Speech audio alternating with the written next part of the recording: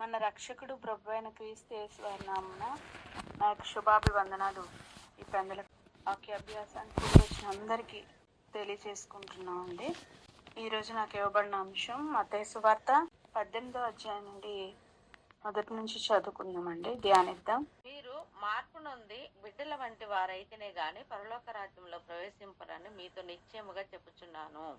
ఆ కాలంలో శిష్యులు యేసునొద్దకు వచ్చి యేసుక్రీస్తు వారి దగ్గరికి వచ్చి అడుగుతున్నారట, పరలోక రాజ్యంలో ఎవడు గొప్పవాడని అడిగారు. మరి పరలోక రాజ్య సంగతులు కానీ మర్మములు కానీ మరి ఈ యొక్క సృష్టికి సంబంధించిన మర్మములు కానీ దేని కొరకైనా యేసుక్రీస్తు వారు చెప్ప సమర్థుడు అని శిష్యులకు అర్థమైపోయింది కదండి. అందుకే ఆయన వెంబడించారు. ఒకనొక సందర్భంలో యేసుక్రీస్తు వారు మీరు కూడా వెళ్ళిపోవాలని ఉన్నారా, మీరు వెళ్ళిపోండి అన్నప్పుడు యేసుక్రీస్తు వారు చెప్తారు, యేసుక్రీస్తు వారితో శిష్యులు అంటారు, ఎక్కడికి వెళ్ళిపోతావు, నీవే నిత్యజీవపు మాటలు గలవాడవు, నీవే నిత్యజీవపు మాటలు గలవాడవు అని చెప్పడం జరుగుతుంది. అంటే నిత్య జీవానికి తీసుకువెళ్ళేది ఆయన మాటలే అని శిష్యులకు అర్థమైపోయిందండి. మరి మనకి ఈరోజు అర్థమైందా? యేసుక్రీస్తు వారి మాటల ద్వారానే మనం నిత్య జీవానికి వెళ్ళగలుగుతాము అని ఎంతమందికి అర్థమైంది? లోకానికి అర్థమైందా? అర్థం కాలేదు కాబట్టేనండి మరి మనం ఈరోజు సువార్తలని మరి చెప్పడం జరుగుతుంది, యేసు గొప్పతనాన్ని. మరి అయినా ఇంకా క్రైస్తవులుగా ఉన్న మనందరికీ మరి ఎక్కడో చిన్న వెలితి, మనం ఎక్కువగా నమ్మకం ఉండదు దేవుని మాటల మీద. ఒకవేళ దేవుని మాటలు గొప్ప అని నమ్మినా మన వరకు వచ్చేసరికి మరి దేవుని మాటల ప్రకారం జీవిద్దాము, వాటి కొరకు ఆలోచిద్దామని కూడా ఉండదండి. దేవుడు చెప్పాడు కదా చేస్తాడు అని నమ్మకం దేవుని మీద ఉండదండి. మనుషులు నమ్ముతాం కానీ దేవుడిని నమ్మని వారికి ఈరోజు క్రైస్తవులు మారిపోతున్నారు. మరి పరలోక రాజ్యంలో ఎవరు గొప్పవారు అని అడుగుతున్నారండి. ఆయన ఒక చిన్న బిడ్డను తన యొద్దకు పిలిచి వారి మధ్యన నిలువబెట్టి ఇట్లా అన్నారంట. ఏమన్నారంటే, మీరు మారు మనసు బిడ్డల వంటి వారు పరలోక రాజ్యంలో ప్రవేశింపరని నిశ్చయముగా మీతో చెప్పుచున్నాను. మీరు మీ మనసు మార్పు నొందాలి, అలాగే బిడ్డల వంటి వారు అవ్వాలి అంటున్నారండి. అంటే మారు మనసు పొందాలి, చిన్న బిడ్డల వంటి మనసు కలిగి ఉన్నవారే పరలోక రాజ్యంలో ప్రవేశిస్తారు అంటున్నారు. వాళ్ళు ఏమన్నారంటే, పరలోక రాజ్యంలో ఎవరు గొప్పవారు అని అడిగితే అసలు ఎవరు ప్రవేశిస్తారు అనుకుంటున్నారని యేసుక్రీస్తు వారు చక్కగా మరి ఎంతో అర్థమయ్యే రీతిలో చెప్పేస్తున్నారండి. ఎలాంటి వారు ప్రవేశిస్తారో తెలుసా? మీరున్నారు కదా, నన్ను నమ్మిన వారు ఉన్నారు కదా, దేవుని నమ్మిన వారు ఉన్నారు కదా. మీరు అంటే దేవుని నమ్మారు అంటే మారు మనసు పొందారనే కదా. మరి మన పాపాలు విడిచిపెట్టి దేవుని తండ్రిగా భావించి ఆయన చెప్పు చేతల్లో ఉండాలని మనం బాప్తిసం ద్వారా తీర్మానం తీసుకుంటాం. ఇలా మారిన మనం ఆయన వాక్య ప్రకారం జీవిస్తామని దేవునికి మాటిచ్చిన మనం పంచభూతాల సాక్షిగా ఇంకా ఒకటి చెయ్యాలండి, బిడ్డల వంటి వారంగా మారిపోలట. మరి చిన్న బిడ్డల్ని మనం ఆలోచించగలిగితేనండి ఎలా ఉంటారండి బిడ్డలు ఎలా ఉంటారు? మీ పిల్లలు చిన్నప్పుడు ఎలా ఉండేవారండి? మనం చిన్నప్పుడు ఎలా ఉండేవారు అండి? పిల్లల్లో మరి అప్పుడే కొట్టుకుంటారు, అప్పుడే తిట్టుకుంటారు, మళ్ళీ కలిసిపోతారు, పగ పెట్టుకోరు, ఏదైనా తిన్నా పంచుకుంటారు, అరమరికలు లేని నవ్వు అంటారు. చిన్నపిల్లల నవ్వు చూస్తే అన్ని బాధలు మనం మర్చిపోతాం. మన పిల్లల బోసి నవ్వులు చూస్తే మనం అన్ని మర్చిపోతాం. అలాగే వాళ్ళ యొక్క చేష్టలు, వారి యొక్క పనులు మనం చూసినప్పుడు చాలా ముచ్చటేస్తూ ఉంటది. వాళ్ళ ప్రవర్తన మనం గమనిస్తేనండి, ఇక్కడ బిడ్డల వంటి వారు అవ్వమన్నాడు కదా, ఇప్పుడు పిల్లల దగ్గరికి వెళ్ళండి. మరి దేవుడు చీమల దగ్గరికి వెళ్ళమంటాడు ఒక సోమరిగా ఉన్న వాళ్ళని. ఇక్కడ చూస్తే బిడ్డల దగ్గరికి వెళ్ళమంటున్నాడు అందరినీ. మనందరం ఒకసారి బిడ్డల దగ్గరికి వెళ్దాం, వాళ్ళ యొక్క మనస్తత్వం చూద్దాం, వాళ్ళ ప్రవర్తన గమనిద్దాం. మనందరికీ తెలిసినవేనండి వాళ్ళు ఎలా ఉంటారట. మరి పిల్లల్ని ఏమంటారండి? చాలా మంది దేవుడితో సమానం రా అంటారు. అంటే దేవుడు ఎలా ఉంటాడు? చెడ్డవాళ్ళని మంచి వాళ్ళని ప్రేమిస్తాడు, అందరికీ అన్ని ఇస్తాడు, మన కోసం ఎదురు చూస్తాడు కదండి. మరి పిల్లలు కూడా అంతే కదండి. అలాగా ఎవరొచ్చినా చేతులు ఇచ్చేస్తారు, మరి అందరితో నవ్వుతారు, ఏది మనసులో పెట్టుకోరు, పగ పెట్టుకోరు, బాధ పెట్టుకోరు, మరి దూషించరు, ఈ విధంగా ఉండాలంట. అంటే పెద్దవాళ్ళం అయిపోయిన మనం చిన్న బిడ్డలు ఎలా అయితే ఉంటారో అటువంటి మనస్తత్వం కలిగి ఉండాలి అని చెప్తున్నాడండి. ఇక్కడ మన స్వభావం ఆ విధంగా మారిపోవాలి అని చెప్తున్నాడు. అదే మారు మనసు పొందడం అంటే. ఆ విధంగా మారితేనే మీరు పరలోక రాజ్యంలో ప్రవేశిస్తారు. అంటే దేవుని కొరకు ఎన్నొచ్చినా భరిస్తారు. అవమానాలు, నిందలు, బాధలు, శ్రమలు ఇవన్నీ భరించుకుంటూ మనము మరి వెళ్తాము. వాళ్ళే గొప్పవారుగా ఉంటారని చక్కగా చెప్పేస్తున్నారండి యేసుక్రీస్తు వారు. మరి 4వ వచనం మనం చూడగలిగితే కాగా ఇప్పుడు చెప్తున్నారండి ప్రవేశించడం కోసం చెప్తూ ఎవరు ప్రవేశిస్తారో చెబుతూ ముందు ఎంట్రీ కష్టం కదండి. ముందు ఎంటర్ అవడమే కష్టం. చాలా మంది ఏమనుకుంటామంటే క్రైస్తవులుగా మారిన తర్వాత బాబాయ్ పరలోకం వెళ్ళమో తెలియదండి. ఏంటి పరలోకంలో పెద్ద స్థానం వద్దు కానీ ఎంటర్ అయితే చాలండి. అసలు వెళ్ళమంటండి, చాలా కష్టం అంటండి. అండి ఎంటర్ అయితే చాలండి అని మరి ఆ యొక్క గురితో మనం ఏం చేస్తూ ఉంటామంటే దేవుని కొరకు జీవిస్తూ ఉంటాం. బాబాయ్ ఎలాగైనా ఎంటర్ అయిపోవాలి, ఎలాగైనా వెళ్ళిపోవాలి, ఆ నరకం అనే బాధ నుండి, అగ్నిగుండం నుండి తప్పించుకోవాలని చాలా ప్రయత్నపడుతూ ఉంటామండి. చాలా ప్రయత్నపడుతూ ఉంటాం. మరి ఎంటర్ అయిన తర్వాత స్థానాలు ఉంటాయి కదా. మరి బాప్తిస్మిచ్చి యోహాను గారు భూమి మీద దేవుని కొరకు గొప్పగా బ్రతికారు. గొప్పగా అంటే ఏమీ లేకపోయినా, మిడతలు తేనెను తిన్నా, అడవిలో పెరిగినా, మనలాగా వస్త్రములు ధరించకపోయినా, ఒంటి రోములు వస్త్రం ధరించుకున్నా, మరి ఎంతో తగ్గింపు జీవితం జీవించిన ఆయన చివరికి వచ్చేసరికి అల్ప విశ్వాసం వలన మరి పరలోకంలో అల్పుల కంటే కింది స్థానానికి దేవుడు ఇచ్చినట్టుగా మనం చూస్తున్నాం. అంటే భూమి మీద ఎన్నో త్యాగాలు చేసిన ఆయన, మారు మనసు నొంది దేవుని కొరకు ప్రకటించిన ఆయన, మరి ఇశ్రాయేలీలకి బుద్ధి చెప్తూ, ఒక హేరోదు రాజు లాంటికే బుద్ధి చెప్తూ, మరి ఒక ప్రవక్తగా పనిచేసిన ఆయన అల్పుల కంటే కింది స్థానంకి వెళ్ళిపోయాడు అన్నప్పుడు మన గుండెలు అవిసిపోతాయండి. బాబోయ్, అలాంటి వారికే వెళ్ళడం కష్టమైంది. వెళ్ళారు కానీ స్థానం దక్కించుకోలేకపోయారు అని మనం భయపడుతూ ఉంటాం. భయపడాలి. ఇక్కడ గొప్పవారుగా ఉండాలంటే ఏం చేయాలి? స్థానం అసలు ఎలా వెళ్తామంటే మారు మనసు నుంచే వెళ్తాం. ఇంకా చిన్న బిడ్డ వలె మారితేనే వెళ్తాం. అటువంటి మనసు కలిగి ఉంటేనే వెళ్తాం. మరి కక్షలు కార్పణ్యాలు లేని వారిగా ఉంటేనే వెళ్తాం. మరి స్థానం కావాలంటే కూడా, గొప్పవారిగా ఉండాలంటే కూడా బిడ్డ వలె తను తగ్గించుకోవాలట. ఇంకో లక్షణం మనం కలిగి ఉండవలసింది ఏంటంటే తను తగ్గించుకోవాలి. అందుకే ఈ వచనంలో మనకు ఒకటి గుర్తొస్తుంది. తను తగ్గించుకున్నవాడు హెచ్చింపబడును. తను తగ్గించుకున్నవాడు హెచ్చింపబడును అంటాడు. ఎప్పుడైతే మనం తగ్గించుకుంటామో పరలోకంలో గొప్ప స్థానంకి వెళ్ళిపోతాం.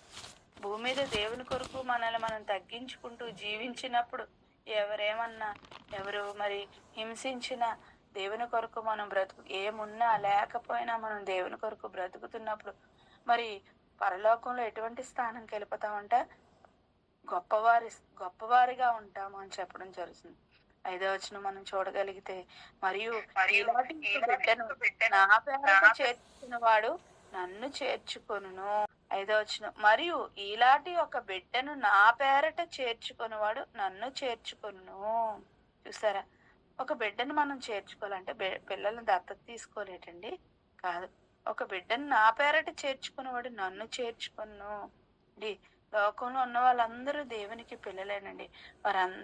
మనందరం దేవునికి బిడ్డలతో సమానం. మరి ఒక చిన్న బిడ్డకి, ఒక వ్యక్తికి మనం చేస్తే దేవుని పేరట మనం చేర్చుకుంటే నన్ను చేర్చుకున్నట్టే అని చెప్పడం జరుగుతుందండి. 6వ వచనం, నా యందు విశ్వాసం ఉంచి ఈ చిన్న వారిలో, మరి క్రైస్తవులుగా మన అందరినీ భూమి మీద పుట్టుకొస్తున్న ప్రతి ఒక్కరిని దేవుడు అలా ఎంత పెద్దవాళ్ళైనా వాళ్ళు ఎలా భావిస్తున్నాడంటే చిన్న మందా భయపడకూడదు అంటాడు. ఈ చిన్నవారి వీరి దూతలు ఈ చిన్నవారిలో ఒకరినైనా తృణీకరింపకుండా చూచుకుంటా అంటాడు. అయితే ఈ చిన్నవారు అంటాడు. ఇక్కడ చిన్నవారు బిడ్డ అనగానే ఇక్కడ మనకి ఈ సందర్భంలో ఎవరిని అనుకోవాలంటే మరి దేవుని కొరకు బ్రతుకుతున్న పిల్లలు, దేవుని కొరకు బ్రతుకుతున్న మనలాంటి వారేనండి. మనలాంటి వారే. నా యందు విశ్వాసం ఉంచు ఈ చిన్నవారిలో. విశ్వాసం అనే దానికి అర్థం ఎప్పుడు తెలుస్తుంది? పెద్ద ఎక్క తెలుస్తుంది. కానీ ఆ విశ్వాసం కలిగిన వారిని చిన్నవారు అంటున్నాడు దేవుడు. క్రైస్తవులుగా దేవుని పిల్లలుగా ఉన్న వారిలో ఒకరిని ఒకరిని అంటే దేవుని నమ్మిన వారిలో ఒకరిని మనం చేర్చుకుంటే, వారికి సహాయం చేస్తే దేవునికి చేసినట్టేనంట. నా పేరట చేర్చుకున్నవాడు నన్ను చేర్చుకున్నంటే మత్తయి సువార్త 25వ అధ్యాయంలో చెప్పబడుతుంది. మిక్కిలి అల్పులైన ఈనా సహోదరులు ఒకరికి మీరు చేస్తే నాకు చేసినట్టే అన్నాడు. మరి సెమినార్కి ఎంతో మంది వస్తూ ఉంటారండి. అందులో గొప్ప వాళ్ళు ఉంటారు, సామాన్యులు ఉంటారు, ఎంతో మంది ఉన్నారు. కానీ వాళ్ళందరూ దేవుని నమ్మిన వాళ్ళు, వారందరూ చిన్నవారు దేవుని దృష్టికి. వారందరికీ మనం చేస్తాం. వారిలో ఒకరికి మీరు చేస్తే చాలు అన్నాడు. అంటే ఒక్కొక్కరికి చేయగలిగితేనండి మనందరం చేస్తున్నాం. మనందరూ ఆ మనుషులందరూ వచ్చిన వారందరి కొరకు మనం ఆ చిన్నవారందరి కొరకు చిన్నవారుగా ఉన్న మనము సేవ చేస్తున్నప్పుడు ఎవరికి చేస్తున్నట్టో తెలుసా? దేవునికి చేస్తున్నట్టు. ఎందుకంటే దేవుడు కనబడడు కదండి. దేవునికి మనం ఎలా సేవ చేయగలం? తండ్రి మీకు కాలు పడతాను రండి అంటే దేవుడు కాలు మనకి దొరుకుతాయా? ఆయన కాలు మనకి కనబడతాయా? చెప్పండి. దేవుడికి ఆకలేసింది అనుకోండి, మనం భోజనం పెట్టగలుగుతామా? ఆయన ఆత్మస్వరూపి కదా, కనబడడు. మరి ఆయనకి చేసాం అంటున్నారేంటి అంటే మీరు అర్థం చేసుకోవాలి. భూమి మీద చిన్నవారుగా ఎవరినైతే అంటున్నాడో వారికి చేస్తే, దేవుని పిల్లలైన వారికి చేస్తే, ఆయన యందు విశ్వాసం ఉంచిన వారికి చేస్తే, ఒకరికి చేస్తే ఆయనకి చేసినట్టేనంట. చిన్నవారిలో మరి ఒకరికి చేస్తే ఆయనకి చేసినట్టే. అలాగే ఇక్కడ ఒకరిని మనం చిన్నవారిలో ఒకరిని అభ్యంతరపరచువాడెవడో వాడు మెడకు తిరిగట్రాయి కట్టబడిన వాడే మిక్కిలి లోతైన సముద్రంలో ముంచి వేయబడ్డ వానికి మేలు. చూసారా, ఇంతవరకు చేర్చుకోవాలి, ఒకరికి చేస్తే నాకు చేసినట్టే అని మనం వచనాలు చూసుకున్నాం. మరి మత్తయి సువార్త 25:40 అనుకుంటే అది కూడా రాసుకోండి. మరంటే మానవ సేవ మాధవ సేవ అంటారు. అంటే అందరికీ చేసేది కాదండి, దేవుని పిల్లలైన వారికి చేస్తేనే దేవునికి చేసినట్టని బైబిల్ చెప్తుంది. దేవుని యందు విశ్వాసం ఉంచిన వారికి చేయాలి.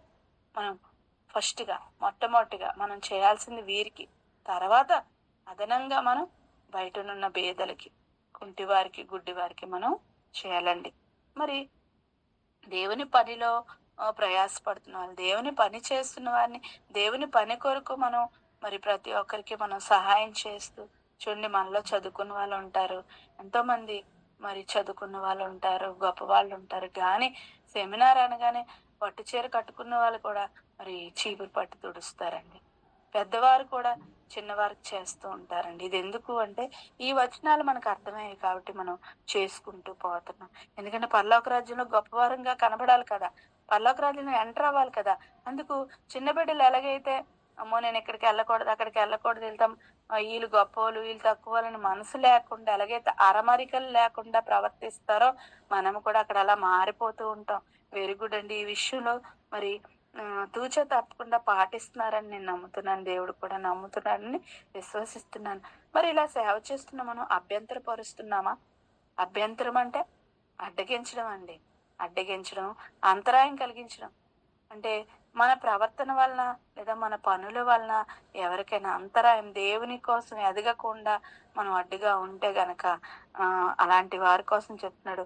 వాడు మెడకు తిరగట్రై కట్టబడిన వాడే మిక్కిలి లోతైన సముద్రంలో ముంచివేయబట్ట వానికి మేలు. ఏంటండి ఇలా అనేసాడు? అవునండి, దేవుని కొరకు ఎదుగుతున్న వాళ్ళని మనం అభ్యంతరపరచకూడదు, అడ్డగించకూడదు, వారి దారికి అడ్డం తగలకూడదు, వారికి బాధ కలిగించకూడదు. ఏ విధంగా మనం అభ్యంతరం అంటే అంతరాయం, అబ్జెక్షన్ చెప్పకూడదు, అబ్జెక్టెడ్ గా మనం ఉండకూడదు, అడ్డగించకూడదు. మన చూడండి, దీనికి సంబంధించిన వచనాలు మనం చూడగలిగితేనండి ఏమంటాడంటే, మరి మీరు బలహీనలను సంపాదించుకుంటకు ఏం చేయాలి?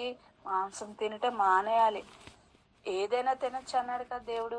కనుక కొన్నిసార్లు విశ్వాసంలో వీక్గా ఉంటారు. మరి వాళ్ళకి మనం ఈ యొక్క వచనాలు చెప్పి జ్ఞానవంతులుగా చేసే లోపు వాళ్ళు ఎలా ఉంటారంటే చిన్నవారుగా ఉంటారు, చిన్న మనసు కలిగి ఉంటారు.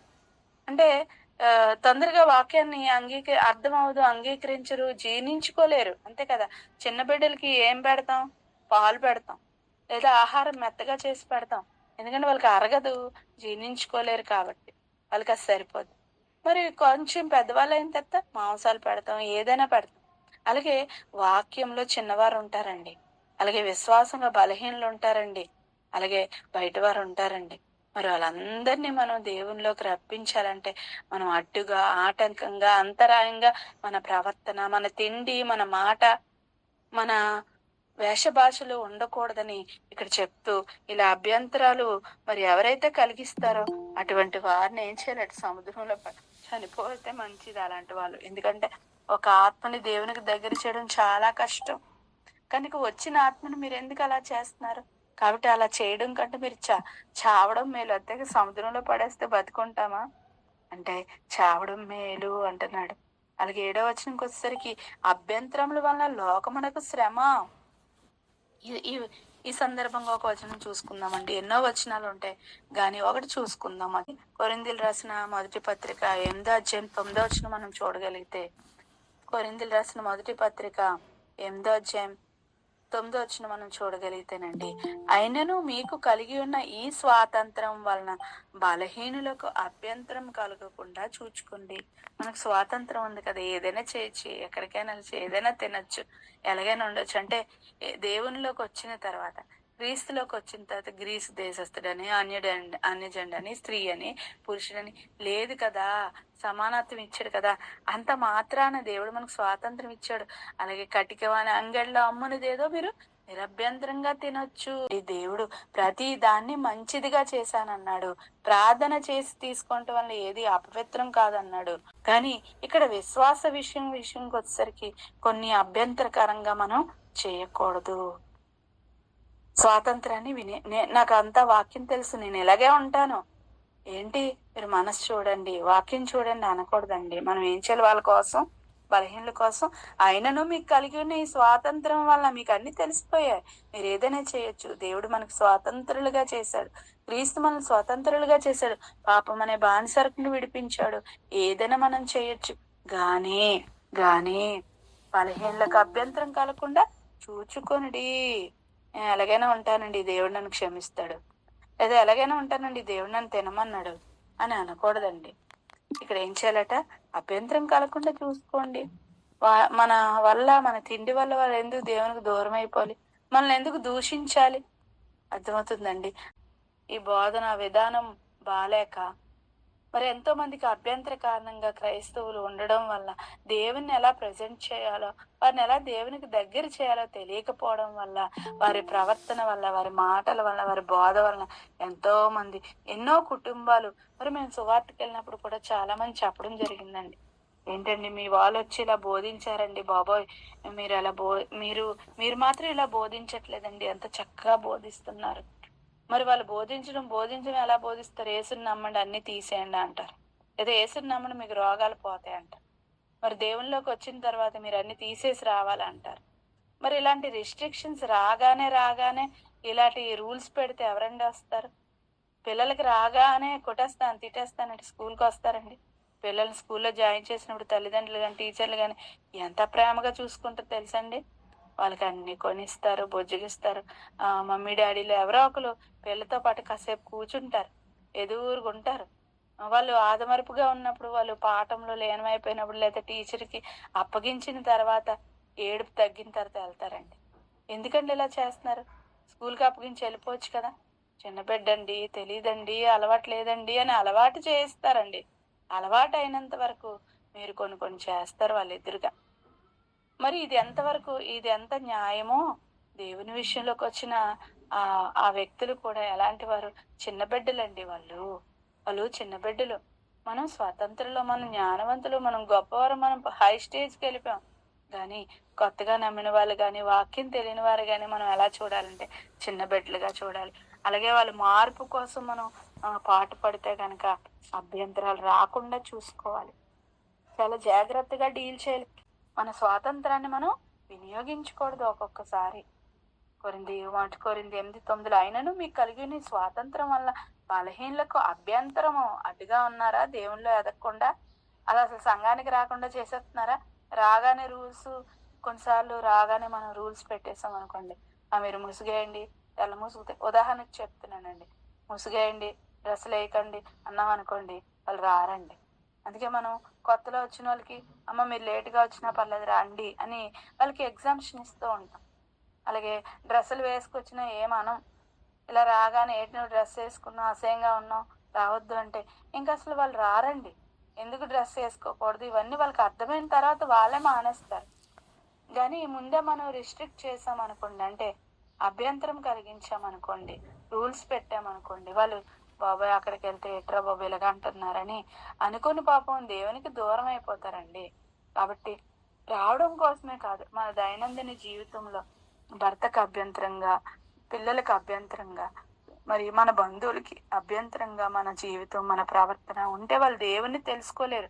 మన వల్ల మరీ ఎక్కువగా దేవునికి దగ్గరయ్యే వారిగా మనం ఉండాలి తప్ప మన మాటలు చేతలు మనకు స్వతంత్రత ఉంది అని స్వాతంత్రాన్ని వినియోగించుకుని చేసే పనులు మనం చేయకుండా జాగ్రత్త పడాలని దేవుని వాక్యం సెలవిస్తుంది.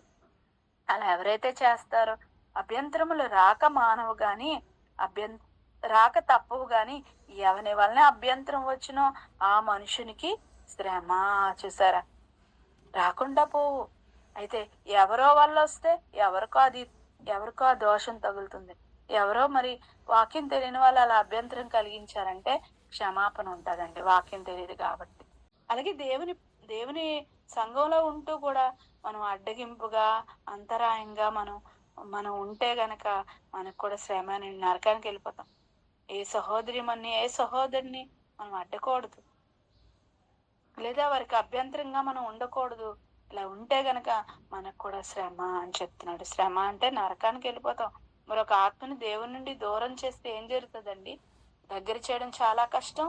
ఒక ఆత్మ మారితే పరలోకమున్న దేవుడు దేవదూతలతో సంతోషిస్తానన్నాడే, ఆ సంతోషాన్ని మనం దేవునికి దూరం చేస్తున్నాం, నరకానికి పంపించేస్తున్నాం. మనం లెక్క అప్ప చెప్పాలి. కనుక జాగ్రత్తగా చూసుకోవాలండి. క్రైస్తవులుగా ఉన్న మనం అనేసాంలే, తిట్టేసాంలే అని మరి మనం చేస్తాంలే, ఎవరు నన్ను పట్టుకునేది, ఎవరు నన్ను అనేది అంటేగో దేవుడు చూస్తున్నాడు కదా. దేవుడు చూస్తున్నాడు కదా మన ప్రతి ఒక్క ప్రవర్తన, ప్రతి ఒక్క మాట, మన బోధ, మన తీరు, మన వేష భాషలు దేవుడు చూస్తున్నాడు కదా. కనుక మెచ్యూరిటీగా పరిపూర్ణులుగా మనం ఉండాలి. పరిపూర్ణ జ్ఞానం కలిగిన వాళ్ళుగా ఆలోచిస్తూ అడుగులు ముందుకు వేయాలండి. ఎలా వీరిని దేవునిలో పెంచాలి, ఎలా వీరిని దేవునిలో నడిపించాలని ఆలోచిస్తూ ప్రణాళికలు రచిస్తూ పద్ధతులు పెడుతూ ముందుకెళ్ళాలి. అలాగే సువార్త చెప్పేటప్పుడు కూడా ఏం చేస్తామండి, మనం అన్యజనుల దగ్గరికి వెళ్ళి మీ విగ్రహాలు వట్టివి నడ్డివి సొట్టవి అని చెప్తున్నాం అనుకోండి, ఏం చేస్తారండి? మరి ముంబైలో అలాగేనండి. తండ్రి గారు మేమందరం ప్రారంభంలో మీటింగ్కి వెళ్ళినప్పుడు మాకంటే ముందు మీటింగ్ జరిగిందంట.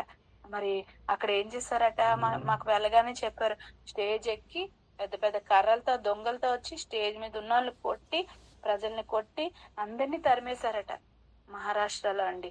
ఎందుకు ఇలా జరిగింది? ఇంకా మరి ఇదే గ్రౌండ్ లో మీది కూడా జరిగింది. ఎవరు కొట్టలేదు, ఎవరు రాలేదు, ఏం జరగలేదు. మీరు చక్కగా బోధిస్తున్నారండి, తండ్రి గారు చక్కగా బోధిస్తున్నారు కాబట్టే వాళ్ళు రాలేదు. మరి ముందు ఏం బోధించారంటే ఇగోండి, అన్ని జనుల మధ్యలో ఆ చుట్టూరు బీజేపీ వాళ్ళు, మరి అన్ని జనులు ఉండే ప్రాంతం అండి అది.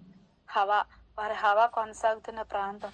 వారి మధ్యకి వెళ్ళి మీ దేవుడు ఎలాంటి వాడు అలాంటి వాడని బోధిస్తూ ఊరుకుంటారండి.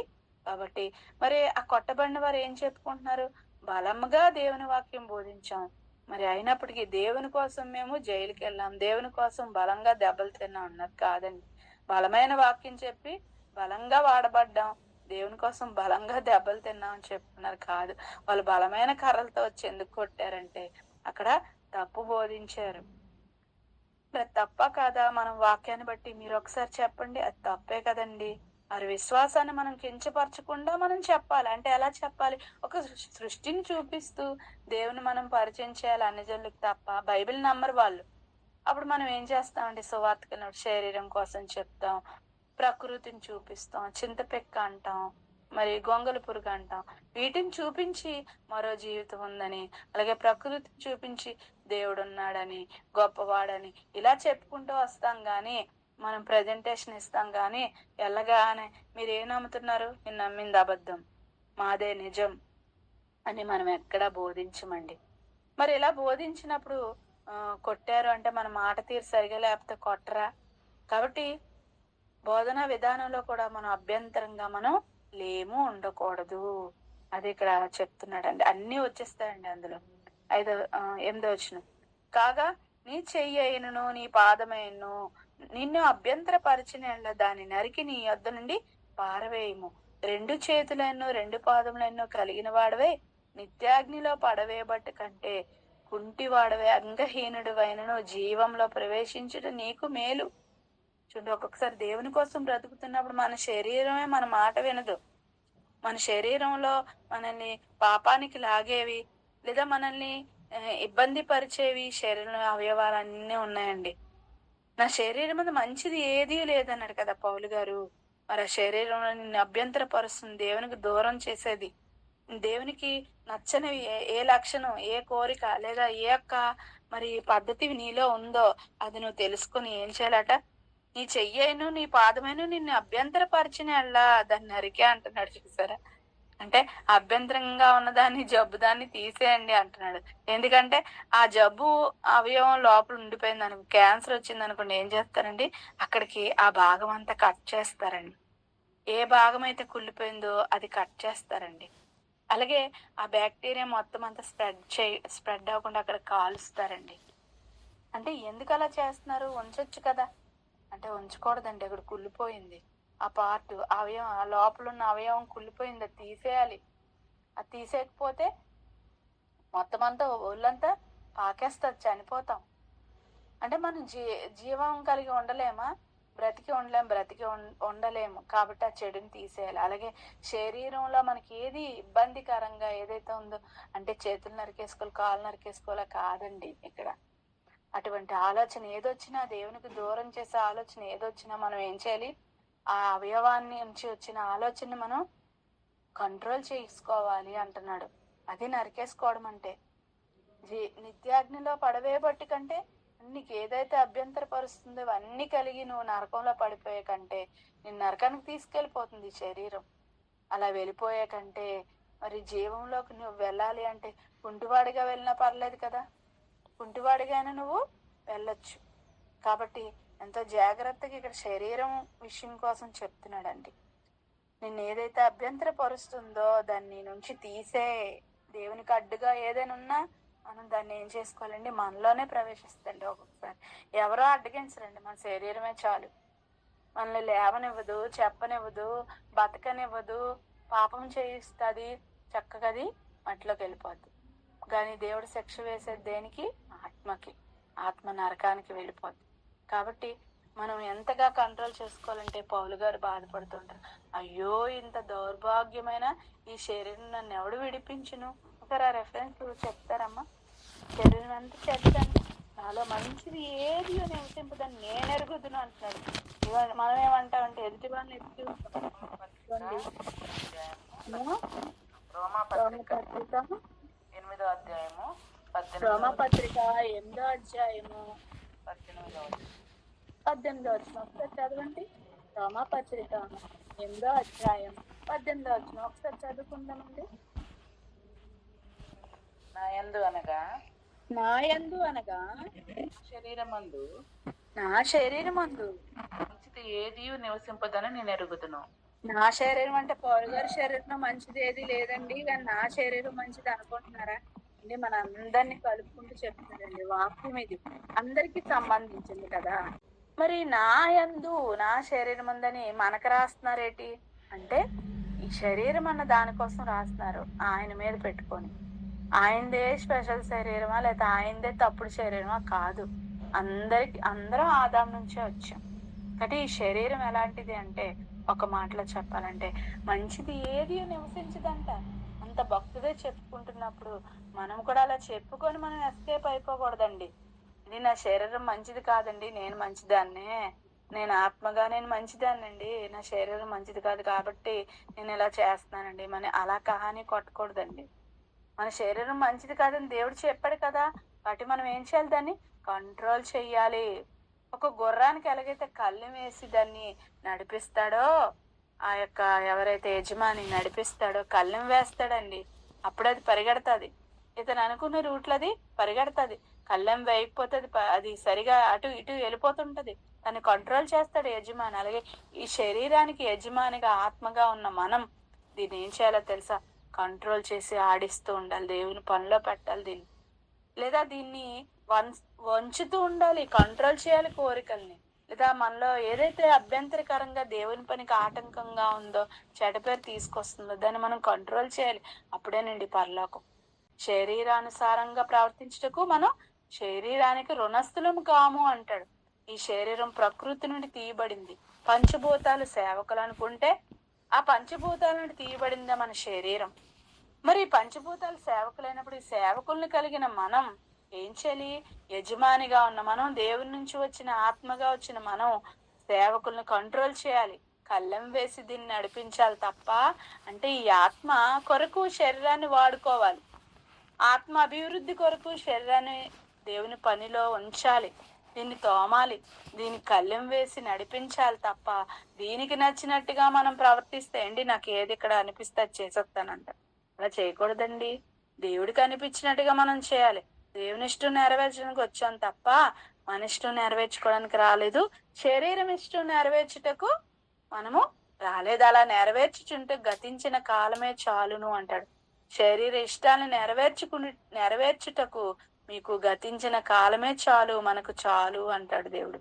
అనేక వచనాలండి, వచనాలు ఎక్కువైపోతాయని మీకు బ్రీఫ్ గా చెప్తున్నాను. చూసారా? అంటే అవసరమైతే మన అవయవాలైనా కట్ చేసేసుకోవాలి, అభ్యంతరకరంగా ఉన్నవి. మనం వెళ్ళిపోవాలి, జీవంలో ప్రవేశించాలి అంటున్నాడు. అంటే దేన్నైనా వదులుకోవాలా? జీవంలో ప్రవేశించాలంటే ఎలాగైనా వెళ్ళాలండి. మరి నాకు కష్టం వచ్చింది నేను వెళ్ళలేను, నాకు బాధ వచ్చింది నేను వెళ్ళలేను అనకూడదండి. ఏంటి రన్నింగ్ రేస్ పరిగెడుతున్నప్పుడు మరి ఏం చేస్తారండి? పక్కనున్నవాడు కాలు అడ్డెడతాడు, మరి ఇంకేదో చేస్తాడు, ఏదో చేస్తాడు. అయినప్పటికీ మనం అన్నిటిని తప్పించుకుంటూ పరుగు పందెంలో ఎలాగైతే ఆ యొక్క గెలిచిన వాడు ఎలాగైతే వెళ్తాడో, ఇంటి విషయాలు అన్ని విషయాలు ఆలోచించండి అక్కడ పరిగెడుతున్నప్పుడు. అర్థమవుతుందండి? నిలబడిపోయి ఏటి అనుకొని ఇంటి దగ్గర బాధలు ఇంకేవి ఆలోచించడండి. ఒక యుద్ధానికి వెళ్ళిన వాడికి సైనికుడు కూడా మరి అన్ని ఆలోచించడండి, తన గురి మీద కాన్సన్ట్రేషన్ చేస్తాడు, గెలవాలి. అలాగే మనం ఈ ప్రయాణంలో, ఈ పరుగు పందెం అనుకుంటున్నారు, ఈ ప్రయాణం అనుకుంటున్నారు, ఈ రేస్ లో ఒకప్పుడు తల్లి గర్భంలో పరిగెట్టాం కదండి, ఇప్పుడు భూమి మీద మన ప్రయాణం కొనసాగుతుంది. ఇప్పుడు మనం ఏం చేయాలి? మన గురి ఏం కావాలి?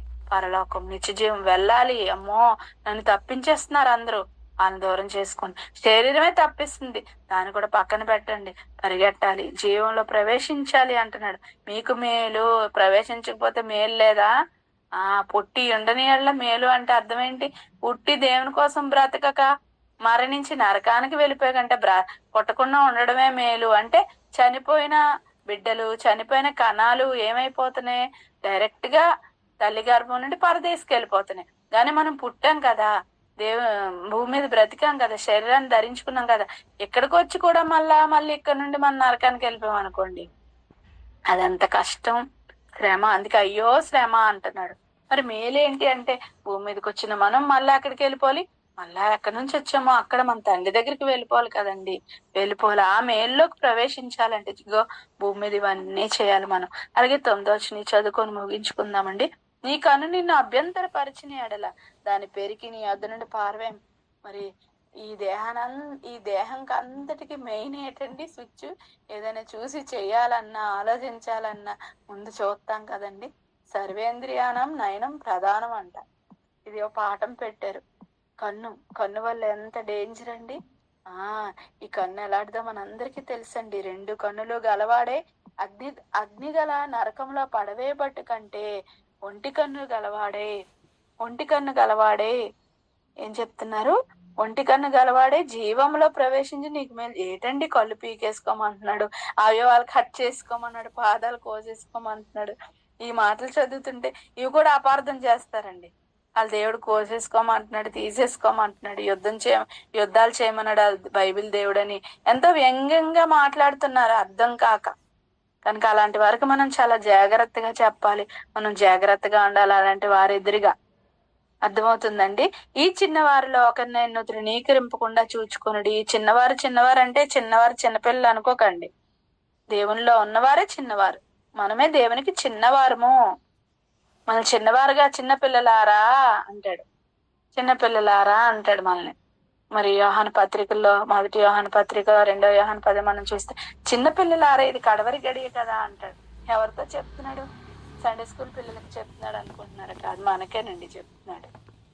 మీరు అంత్య దినాల్లో ఉన్నారు చిన్న బిడ్డలారా అని చెప్తున్నాడు. అంటే దేవునికి మన పిల్లలు మనకి ఎంత పెద్దవాళ్ళైనా పెళ్లిళ్ళు అయిపోయినా చిన్నగా ఎలాగైతే తల్లిదండ్రులు చూస్తారో మన తండ్రి అయిన దేవుడు కూడా మనం ఎలా కనబడుతున్నామో తెలుసా? చిన్న పిల్లలుగా కనబడుతున్నాం. ఎంత ప్రేమ అండి మన మీద! అంతే చిన్నపిల్లలుగా చూసి మనకి చిన్నపిల్లలుగా అన్ని మరి ఒక అట్టిపండు ఒలిచి నోట్లో పెడుతున్నట్టుగా ఇంత నేర్పించి ఇంత చెప్తున్నా ఇన్ని రాయించినా మనం చదవకుండా, వినకుండా, ధ్యానించకుండా, ఆలోచించకుండా, మరి ప్రవర్తించకుండా, జీవించకుండా ఉన్నాం అనుకోండి, మనకి శ్రమ, నరకానికి వెళ్ళిపోతాం. కనుక జీవంలో ప్రవేశించాలంటే మనం ఏం చేయాలి? ఇవన్నీ చేయాలి. చిన్నవారిలో ఒకరినైనా తృణీకరించకూడదండి. వీరి దూతలు పరలోకమందున నా తండ్రి ముఖము ఎల్లప్పుడూ పరలోకమందు చూచుచుందురని మీతో చెప్పుచున్నాను. మనకు దేవదూతలు ఉంటాయి, కాపలా భద్రతా వ్యవస్థ ఉంటది దేవుని కొరకు బ్రతుకుతున్న వారికి. అవి ఏం చేస్తాయంట? మన బాడీ గార్డ్స్. మన దేవుడు మన కోసం, మీలో ప్రతి ఒక్కరి కోసం, దేవుని నమ్మిన నిజంగా దేవుని కొరకు బ్రతుకుతున్న ప్రతి ఒక్కరి కోసం ఎన్ని దేవదూతలు ఉంటాయో తెలుసానండి. మనకు ఒక దేవదూత చాలండి, కానీ చాలా దేవదూతలు ఉంటాయండి. వీరి దూతలు అంటే ఏ ఆజ్ఞ తండ్రి ఇస్తాడో, ఏది వారికి ఇవ్వాలని మన దూతలు మన కోసం దేవుడు ఏది ఆజ్ఞ ఇస్తాడో, ఏ సేవ మనకి చెయ్యాలని మన దూతలు తండ్రి ముఖాన్ని మన కోసం చూస్తూ ఉంటాయట. మీకు అర్థమవుతుందా? మన పక్కనున్న బాడీ గార్డ్స్ మన కోసం మనకి ఎటువంటి సేవలు అందించాలో దేవుడు వారికి ఏ పనులైతే చెప్తాడో అవి చేయడానికి దేవుడు ఎప్పుడు చెప్తాడో తెలియదు కదండి. అవి అలా చూస్తూ అంటే ఎలర్ట్గా ఉంటాయి, చాలా జాగ్రత్తగా ఉంటాయి. మన పాదానికి రాయి తగులకుండా మనల్ని ఎత్తి పట్టుకుంటాయి. ఇంటి రోడ్లోకి వెళ్ళిపోతుంటాం, ఒకసారి ఇటు చూడడం అటు చూడడం, రోడ్డు దాటెత్తుంటాం. ఇంటి మనం ఈ దైనందిన జీవితంలో మనం గాలి పీలుస్తుంటాం, బస్సు ఎక్కుతాం, ఆటో ఎక్కుతాం, నడుస్తాం, ఇంట్లో ఉంటాం. ఈ రోగ క్రిములు అనేవి ఈ ప్రపంచంలో గాలిలో అనేకమైన ఉంటాయండి. కానీ ఏది మనకి తాకకుండా దేవుడు కాపాడుతున్నాడు. చూశారు? ఇదంతా దేవదూతల్ని పెట్టి దేవుడు ఎంతో సహాయాన్ని మనకు చేస్తున్నాడండి. దేవుడు వాటికి ఆజ్ఞ ఇస్తాడు.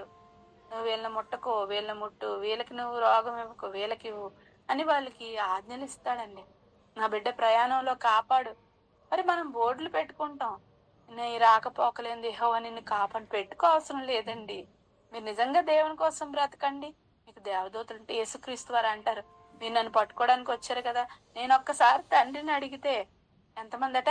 72,000 మంది కంటే ఎక్కువ దేవదూతల సేనా వ్యూహాన్ని నా కోసం దేవుడు సిద్ధపరిచాడు. మరి మీరేటి ఎవరు లేరని అనుకుంటున్నారా అని చెప్పడం జరిగిందండి. యేసుక్రీస్తు వారికే అంతమంది ఉంటే మనకి కూడానండి. దేవునికి పక్షపాతం లేదు కదా. ఒక మనిషిగా యేసుక్రీస్తు వారు భూమి మీదకి వచ్చినప్పుడు ఆయనకి ఎంతమంది దేవదూతలు ఉన్నారో చెప్తున్నాడు. మనకి కూడా దేవదూతల భద్రతా వ్యవస్థ ఉంది. ఆయన సన్నిధి దూత కావలి ఉండి వారిని రక్షించును అంటాడు కీర్తన గ్రంథంలో. ఆయన సన్నిధి దూత వారికి కావలిగా ఉండి వారిని రక్షించును. పడుకుంటే ప్రార్థన చేస్తాం, మనలో దైవం ఉంది కాబట్టి ఇంకా మనకి దేవదూత ఏమొస్తుంది? మనం అడిగితే ఇవ్వడం కాదు, అడగలేదని మానేయడం కాదండి. దేవుడు మనకి మరి దేవదూతల్ని పెట్టాడు. ఆ దేవదూతలు తండ్రి ముఖాన్ని చూస్తున్నాయని దేవుడు ఇక్కడ రాయించాడు కదా. కాబట్టి అంత గొప్పవారు. మన చుట్టూరు బాడీ గార్డ్స్ ఉంటే మనం ఎవరమండి? బాడీ గార్డ్స్ ఉన్న వాళ్ళు ఎవరు? గొప్పవారు. విఐపీస్ చూడండి, విఐపీస్కే ఉంటారు బాడీ గార్డ్స్. ఒక సీఎంకి, పిఎంకి బాడీ గార్డ్స్ ఉంటారండి. మరి అలాంటి మనకి దేవదూతలు ఉంటాయి కదా, మనం గొప్పవారమే. అయినా దేవునికి ఎలాంటి వారం అంటే చిన్నవారమే. అలాంటి దేవుని కోసం బ్రతుకుతున్న వారికి మరి ఏం చేయాలంటే తృణీకరించకండి ఎవరిని. నువ్వు మంచిదానివి కాదు, నువ్వు చెడ్డదానివి, లేదా నువ్వు వద్దు. కాబట్టి మనం ఏం చేయకూడదు? తృణీకరించకూడదు ఎవరిని. నీ అవసరత లేదు, నువ్వేటి ఇంత చిన్నగా ఉన్నావు, నీ అవసరత లేదు, నువ్వు వేస్ట్ అనకూడదండి. ప్రతి ఒక్కరు దేవుని నమ్మిన ప్రతి ఒక్కరు గొప్పవారు. వారిలో ఎవరిని మనం తృణీకరించకూడదు. దేవుని నమ్మిన తర్వాత వారి పేదవారైనా, డబ్బున్న వారైనా, కుంటివారైనా, గుడ్డివారైనా, సొట్టవారైనా, ఎలాంటి వారైనా సంఘంలోకి వచ్చిన తర్వాత మన సహోదరీమణులుగా భావించాలి.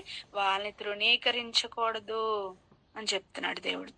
ఎందుకంటే వారి దూతల వరకు దూతలు ఉంటాయి. ఏమనుకుంటున్నారు, మీరు ఒక దెబ్బ కొట్టారని దేవదూతలు వచ్చి మనల్ని కుమ్మేస్తాయి అంటే డైరెక్ట్ గా రావండి. అర్థమవుతుందా? మీరు అర్థం చేసుకుంటారని అనుకుంటున్నాను. ఓకే అండి. ఈ అవకాశాన్ని ఇచ్చిన అధ్యక్షుల వారికి, ఉపాధ్యక్షుల వారికి, అలాగే పెద్దలకు నా యొక్క కృతజ్ఞతలు. వింటున్న మీ అందరికి కూడా దేవుని దీవెనలు మెండుగా కలగాలని కోరుకుంటూ ఈ నా మాటలు ముగిస్తున్నానండి. అందరికీ నా వందనములు.